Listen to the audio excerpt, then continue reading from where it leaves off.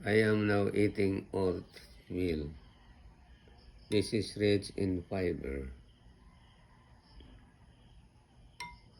This is also belonging to a grain, meaning kasama ito ng mga umay, mga mais. O ba niya po ni sila? It is complete food yun eh. It is complete food. It is very hot. In Spanish, mucho calienta. Meaning very hot. It down now because I want to eat. No more, not so hot anymore. May awit doon, Cuando calienta el sol, aquí en la playa, when the sun is very hot. When the sun, cuando calienta el sol, yung sol is oil. Sun yan, sun.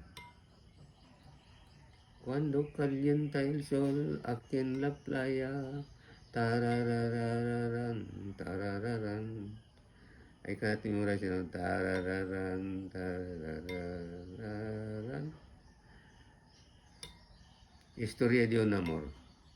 Esta historia de un amor como igual que me hizo comprender. Encontraba el calor que me brindaba, el amor y tu pasión. Es la historia de un amor como no hay como igual. Historia de un amor. This oatmeal is family of grain, grain, like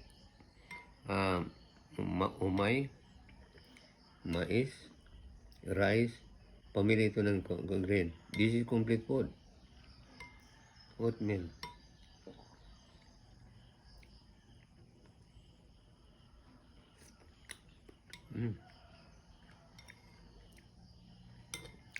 Oh, it is delicious.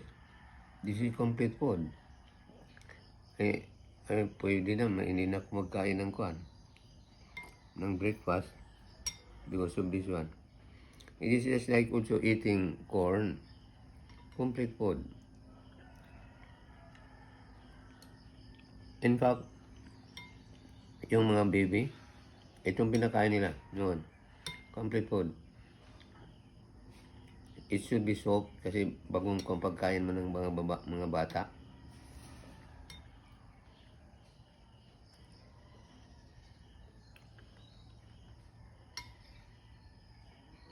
Pwede rin sa mga adult, like me.